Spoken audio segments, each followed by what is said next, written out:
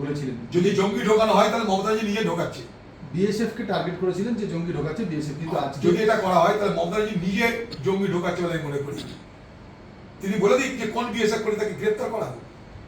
বিপদে বলে বিএসএফ কে মমতা ব্যানার্জি ডাকতে যাই, তার প্রমাণ আমি নিজে জানি।